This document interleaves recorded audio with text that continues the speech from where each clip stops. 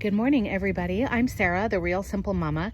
I want to talk to you about some of my favorite plants that I put in my chicken run to help out my backyard flock.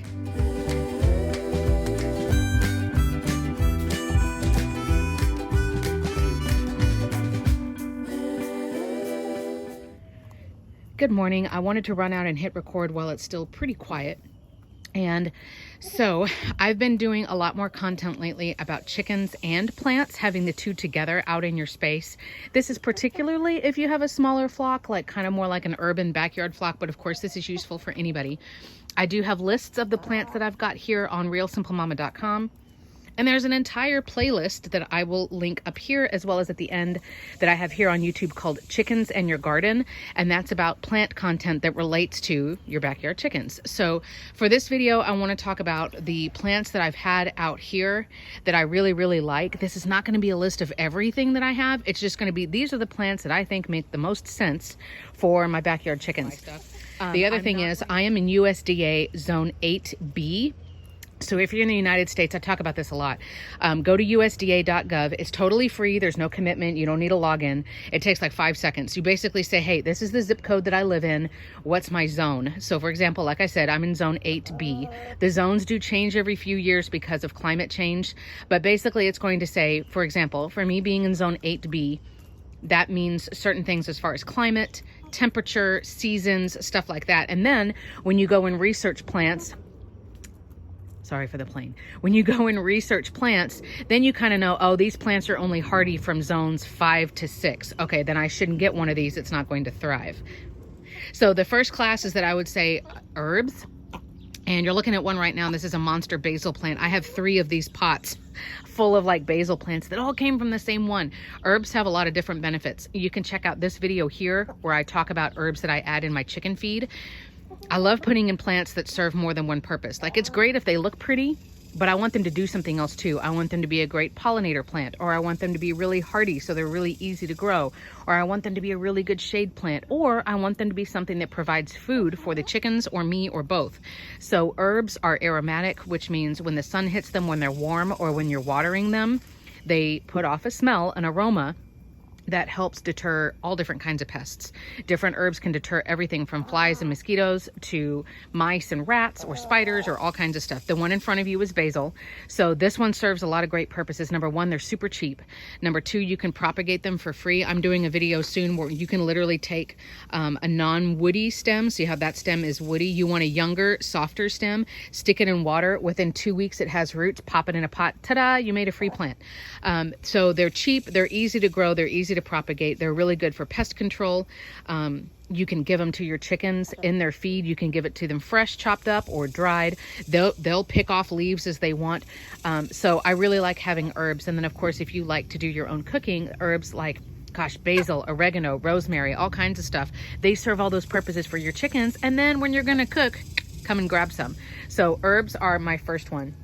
The second one, I'm going to pan over and talk about vines. I think that having some vines in your chicken run are amazing. I do advocate for bird netting, which is, it's really hard for you to see, but there's a black nylon. There you go. See the black nylon squares going across the top? That's to keep out owls, falcons, hawks, birds of prey. It keeps out things like feral cats or dogs. It also keeps your chickens in, even though I clip my chickens' wings. So the bird netting, you can see that video if you want to see why I got it, how I installed it, what I use, blah, blah, blah. But these grapevines, I have 3 grapevines that are here now here, 1 here, and then 2 along the fence. And it took them a good season to grow, but now I'm going to go back in here. It is much cooler. Look at this. There are actually, oh, I actually just pulled them down the other day. I may not have any grapes to show you, but now you have living shade. See? You have living shade. These guys will freeze every winter, but then they'll pick up right where they left off, and then they'll grow a good 6 feet in a season. So this whole corner now, I have got a good, like, at least 10 or 12 feet that is now like completely shaded. It's cooler over here. There's lots more bugs that are good for your chickens. And then of course, grapevines are edible. The grape leaves are edible by the chickens and by humans. I will say, look for me, the ones that would grow well in Texas, because technically we're too hot and dry for most like good grapes. For you wine drinkers out there, These grapes are not really great for us to be eating. They have seeds in them and they're pretty bitter, but the chickens love them. And I can always use the grape leaves if I want to. The kids and I have eaten grape leaves before. So you may not be able to pick like the best tasting variety for human consumption or for what purposes you want, but they are beautiful. And I only pick plants that of course are not poisonous or toxic in any way to my chickens. I will say the caveat with any kind of vines, we've talked about it on the channel before. There are a lot of beautiful flowering vines that are not safe for chickens. We would hope that our chickens can see the shape of the leaf and they know, okay, this is toxic, I'm not going to eat it, as the woodpeckers attack each other in the tree. But I wouldn't want to risk it anyway, just for something that looks good, right? Then we start to turn into Jurassic Park, right? Like Dr. Sadler saying like, you pick these plants because they look good, but they're not safe. So there's a lot of flowering vines. Morning Glory is one example. I love Morning Glories. I have them on my property. They're nowhere near my chickens. So just look for vines. They're a really, really great way to have shade. And again, they can be providing you food, nutrition for your chickens, but unfortunately, a lot of flowering vines are not chicken safe. So keep that in mind. The next class of plants that I wanted to talk about, I'm going to kind of cheat and throw two in together because at least here where I am, the two are very similar. And the two classes are sage and salvia, and I'm spelling them out down here on the bottom so you can look. And again, you can just type up, best sage zone 6A, and then it'll tell you these are sages that would grow in your area. And I'm trying to pick some that hopefully would grow in multiple temperatures, multiple climates. For me, sages and salvias are very, very heat tolerant. They're very drought tolerant. They're the kind of plant that like I put in the ground. And I'll talk fast because the air conditioning just came on. I put them in the ground and I didn't have to really worry about them after a while. This is a Salvia Greggi here in front of you. It's going to be really bushy, kind of scrubby looking, small blooms, but they come in pink, white, purple, and they're really, really chill. The sage, as I walk over here, the sages, I've seen these called different things. I've seen them called northern sage. I call them Silverado Sage. They are like this cool grayish green color. They are evergreens, so they don't ever lose their leaves, which is nice. You'll always have the shade and the protection. These guys thrive in the drought. I think they're the kind of plant that looks really cool even when they're not blooming. The chickens do not eat this one. So it's going to grow like huge. I have probably 3 or 4 of these on my property. I bought them as little 5-gallon babies and now they're like over 6 feet tall. They do bloom a beautiful sweet smelling lavender flower, a smaller flower, especially after a good rain. A couple days after a good rain, they'll be blooming like crazy, but the chickens love to hang out underneath them. And remember, all of these plants, you can prune and shape them however you want to. If you want the branches to go all the way to the ground, you can do that. I usually prune them. As you can see, I need to do it, but I prune them about 1 foot off the ground. That way the chickens can go underneath it when it rains or when they hear a hawk or, just because it's shady. And of course, your chickens, like Gracie's kind of demonstrating right now, your chickens are going to be able to find all different kinds of bugs because, like I put in this video here, the side benefits of having plants in, yeah, it provides shade for your chickens. And it's nice to look at, but also you're going to have a lot more bugs now. You're going to bring in good bugs like spiders. You can see my little surprise guest at the end of that benefits video. But you'll have like a whole big habitat now instead of your chickens just living in a dirt wasteland. So there's shade for them and they can dig around and find grubs and worms and all kinds of stuff. And again, if you're smart about it, the plants will also have benefits for your family too. The next category that I wanted to talk about real quick and show you a few examples is having trees in your chicken run. If you're like me and you choose to do bird netting, which again, there's a video on my channel about bird netting. Unfortunately, that means you're going to be capped as far as, how tall stuff can be in your chicken run. So I recommend specifically, and this sounds kind of silly, but they're called ornamental trees or a lot of fruit trees, which again, they serve more than one purpose, right? Ornamental trees often will have flowers that are good for pollinating animals like hummingbirds, bees, butterflies, pollinating wasps, all the good guys, right? And of course, fruit trees can provide fruit for your chickens lower down, or if you let the fruit ripen on the tree and then fall, or you can have fruit for you too. So the ornamental tree that I love, I get asked about it all the time. Here she is in all of her basking glory. This is a type of redbud, and redbud trees, they're found all over the place. They're great here in Texas. Really quickly about them, you'll know it's a redbud because all of the different kinds of redbuds, their leaves look like hearts, which is so sweet. And This type of redbud is a cascading redbud, which means she grows kind of like a weeping willow. The difference is that if you see her stems, they're rigid, so they don't like blow in the breeze. They just stay like that.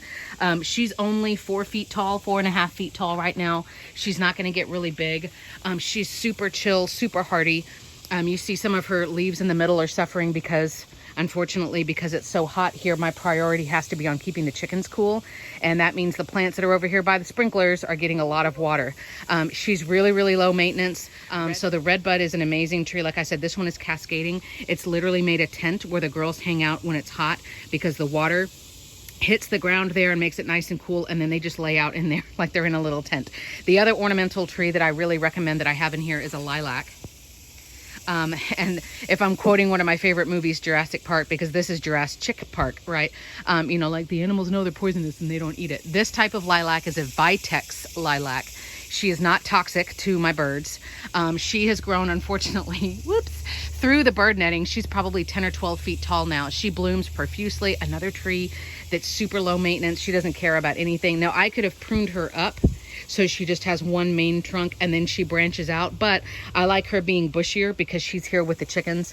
I feel like that just, I don't know, it provides more shade lower down. And again, she has some yellowing leaves because unfortunately she's been overwatered due to where she is here in the run. The fruit trees that I would recommend, of course, there's a ton of fruit trees. You can look at what works in your zone and in your climate. I do have a monster fig tree that unfortunately I planted outside the chicken run. I should have planted it in here. They can grow. Hello, greenies. They're eating their grubblies. Chick, chick. And my older girls, they're all going through a mold and everybody's just kind of a hot mess right now. This is my monster fig tree. She's like, oh my God, 15 feet across. You can see there are ripe figs. Where's my finger? There's ripe figs right there. Fig trees are really weird. They're like pomegranates. They don't have to bloom to make the fruit. Literally the fruit just starts popping like off of the stems, like off of the trunk. It's like super wild. But you can see it's super shady. You know there's a ton of bugs and lizards and all kinds of yummy stuff in there for the chickens. I should have planted that in here, but I didn't. So things like figs, you know, your chickens will eat the fruit that's lower, or if the fruit ripens and then it falls, your chickens can eat it. My daughter and I love figs, so we can literally come out and harvest figs like almost every day. But if there's been one that, you know, it just looks kind of gross or it got pecked on by a bird or whatever, we throw it in here for the chickens. So small ornamental trees, or like I said, fruit producing trees, things like that. It's great if you can find plants for your chicken run that check more than one box. The last thing I wanted to talk about is having other food producing plants that, again, it depends on how much you want to be involved with your plants or how much you want them to provide for you. The examples that I have really quickly, I have 2 random examples, but we're talking like more food producing plants. This is one type of pepper plant and another type of pepper plant here. These are spicy peppers like chili piquin or the false chili piquin. They're beautiful little plants. The chilies grow in all different colors. They're lovely. They are very spicy. So I literally bought those because they were on sale and I knew I could put it in here with the chickens. As you can see, the chickens pop the chilies off and eat the chilies down to nothing, but the plant is fine. The plant, it went through some shock because I transferred it over here, but it's hanging out in here. The reason I have a pot within a pot is because I don't want my chickens hopping up in here and playing in the dirt and digging through the dirt. And then the side effect of that is, or the secondary effect is that they end up killing the plant. So these pepper plants are in here. Again, that can be food for your family. You can use it for salsas or whatever kind of stuff you want, but it's, you know, it's providing benefits for my chickens. And then the last one that I was going to show you, and I'm sorry, I put this one at the end because this one is a tropical, and a lot of people, depending on where you live, either you'd have to keep it like in your garage or inside, like in the colder weather or whatever, but is the hibiscus. And it's the huge leafed plant right here with the yellow bloom. I have, oh geez, 3 hibiscus in here, I think, in the chicken run. Hibiscus is a tropical plant. It has benefits for humans. You can eat hibiscus flowers. You can make hibiscus tea because hibiscus is very high in calcium. So that's really awesome. But of course, your chickens, your laying hens, need calcium to make their eggshells. So it's another plant that's beautiful. It blooms. It's really super heat hardy. It actually gets mad if you water it too much. So it's kind of like, just ignore me. A couple of other tips here at the end for plants. The number 1 rule when you're looking at putting plants in your chicken run is don't get anything that's toxic. It's not worth it. It's one of those, like, your chickens probably won't eat it, but you know, it wouldn't be worth the risk for you to do it. The second thing is you can always start small. buy tiny little seedlings, buy tiny little plants. You can put them like on the other side of the fence so your chickens can eat some of it, but they can't kill like the whole plant or like rip it out of the ground or anything like that. You can use layering or different levels. So like I have stuff planted in the ground, I have stuff a little bit higher up in pots, I have hanging baskets, I have trees, and that just gives depth. I love all the different leaf colors and leaf shapes and leaf textures and all of the things. But just try things out. As you can see, my chickens, they don't like eating this basil, which is why it's growing like a monster. So it provides food for my family. There's some shade. It attracts bugs. And it has benefits. Like, again, every time I water that basil, or when I'm just here when the sun is hitting it, it smells really fragrant, and that's going to deter things like mice. But it doesn't hurt my chickens. So there are so many benefits. I really, really hope that people will try. I know it's not always possible. It depends on money and the space that you've got and all of those kinds of things. But me having the plants in here, it's a never ending process. But I love all of the life that I have given right inside and right outside my chicken run. It's made the quality of life better for my chickens. And you know, there's a lot of great ideas. I know people have spoken on the YouTube channel in the comments. So many of you guys are so smart, and you're doing like so many things where I'm like, oh, that's awesome. Like having an elderberry bush. The elderberry has so many benefits for you making like cold and cough syrups, and all different kinds of benefits for your family. But you know, also it's really good for your chickens. There's all different kinds of other vines that you can put up. You can look on things like Pinterest or YouTube or Google Images and find other ideas of what people have done.